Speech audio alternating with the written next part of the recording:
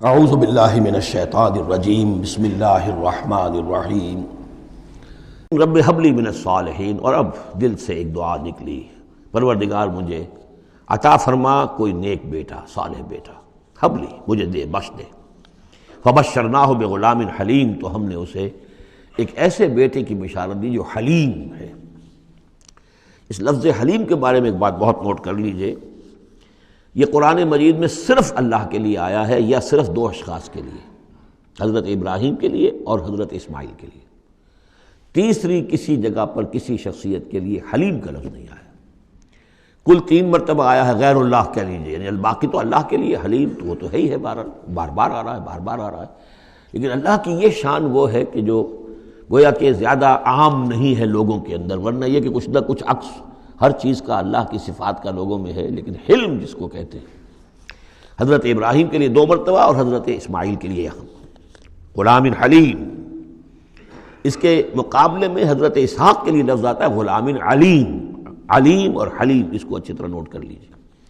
ایک میں علم زیادہ اور انہی سے پھر آگے جو ہے نبوت کا سلسلہ چلا ہے، اور ایک میں حلم زیادہ، وہ حضرت اسماعیل ہے۔ فلما بلغ معه السعي قال يا بني اني ارى في المنام اني اذبحك فانظر ماذا ترى۔ تو پھر جب وہ پہنچے اس عمر کو کہ ان کے ساتھ بھاگ دوڑ کر سکیں، ان کے کام میں ہاتھ بٹا سکیں،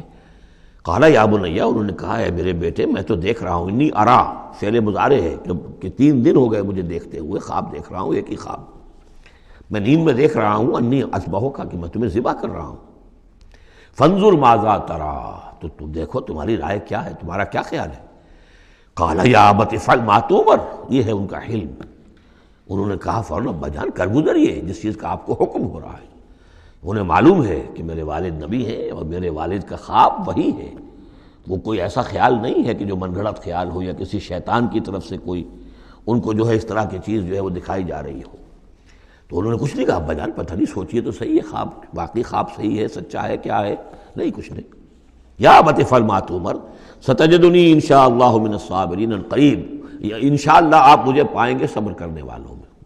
یہی میں سمجھتا ہوں کہ ان کا وہ رویہ ہے کہ جس کی وجہ سے یہ حلیم کا خطاب اللہ تعالیٰ کی طرف سے انہیں ملا ہے۔ یہاں یہ بات بھی نوٹ کر لیجئے کہ یہود نے بڑی زبردست کوشش کی ہے تورات میں تحریف کرنے کی، کہ ذبیح اللہ حضرت اسماعیل کے بجائے حضرت اسحاق کو قرار دیا جائے۔ جگہوں کے نام بدل دیے ہیں، فلسطین میں بھی ایک علاقہ، ایک جگہ کا نام مریا رکھ دیا ہے، مروا، جیسے مروا کے اوپر قربان گاہ تھی وہ مریا وہاں بنا دیا ہے، وہاں بھی ایک مکہ بنا دیا، وادی بقا، وادی بقا وہ مکہ، اس لیے کہ مکہ جو ہے وہ وادی مکہ تھی، جس میں کہ یہ اللہ تعالیٰ نے حضرت ابراہیم کو وہ جگہ بتائی کہ یہ ہے بیت اللہ کا مقام۔ اور یہ کہ عجیب بات یہ ہے کہ بعض ہمارے مفسرین بھی ان کے اس پروپیگنڈے سے متاثر ہو گئے ہیں، اور یہ کہ ذبیح اللہ جو ہے وہ حضرت اسماعیل نہیں بلکہ حضرت اسحاق ہے۔ غالباً اگر میرا حافظہ ٹھوکر نہیں کھا رہا تو تبری اس مغالطے میں مبتلا ہو گئے، بہت بڑے مفسر ہیں۔ تو اس پر جو کتاب لکھی مولانا حمید الدین فراہی نے عربی زبان میں، وہ بہت مارکے کی کتاب تھی، الرائے الصحیح فی من هو الذبیح، کون ذبیح ہے اس کے بارے میں صحیح رائے، عربی زبان میں لکھی۔ اس کا ترجمہ مولانا اسلائی صاحب نے کیا تھا، وہ ہم نے شائع کیا تھا انجمن خدام القرآن کے تحت، غالباً اب بھی کہیں ہوگا، لیکن وہ کتاب اتنی دقیق ہے، اتنی مشکل ہے، عام ذوق کی نہیں ہے، اس لیے میں نے ایک مرتبہ بہت سی وہ شائع کر لی تھی، وہ بہت عرصے تک پڑھی نہیں، پھر اس کے پڑھنے والے نہیں نکلے۔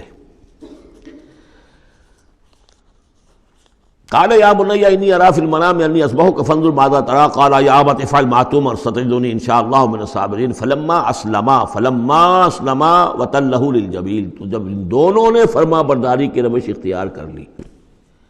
اور حضرت ابراہیم نے اسماعیل کو لٹا دیا پیشانی کے بل کہ تاکہ چہرہ سامنے نہ ہو، بجائے سامنے وہ چلانے کے چھری اس گدی پر چلانے کی کوشش کی۔ وَنَادَيْنَاهُ يَا ابراہیم، اور ہم نے پکارا ہے ابراہیم قَدْ صَدَّقْتَ الرُّؤْيَا، تم نے تو اپنا خواب سچا کر دکھایا۔ اِنَّا كَذَلِكَ نَجْزِي الْمُحْسِنِينَ، ہم اسی طرح اپنے محسن بندوں کو بدلہ دیتے ہیں۔ إِنَّ هَذَا لَهُوَ الْبَلَاءُ الْمُبِينُ، یقیناً یہ بہت بڑی آزمائش تھی۔ یہ شاباش کی حد ہے کہ ممتحن یہ کہے اس سے کہ جس کا امتحان لے رہا ہو کہ بھائی امتحان بڑا سخت لیا تھا میں نے تمہارا واقعتاً، اب یہ شاباش کا جو ہے یوں سمجھیے کہ سب سے آخری شکل ہے کہ ممتحن کہے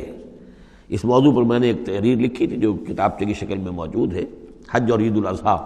اور اس کی حکمت، اس میں نے یہ چیزیں بیان کی ہیں۔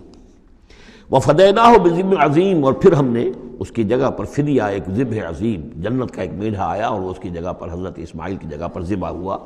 اور اسی کی پھر اب یہ یاد ہے کہ جو بنائی جا رہی ہے قربانی جو ہوتی ہے۔ وَتَرَكْنَا عَلَيْهِ فِي الْآخِرِينَ، اسی پر ہم نے پھر باقی رکھا پچھلوں میں بھی، یعنی اس میں یہ بھی ہو سکتا ہے کہ پوری ملت ابراہیم مراد ہو، جیسے ملت نوح پر ہم نے باقی رکھا کچھ لوگوں کو جن میں سے حضرت ابراہیم بھی تھے، اور یہ بھی کہ اس قربانی کا خاص طور پر جو ہے اس کا ذکر کیا جا رہا ہو۔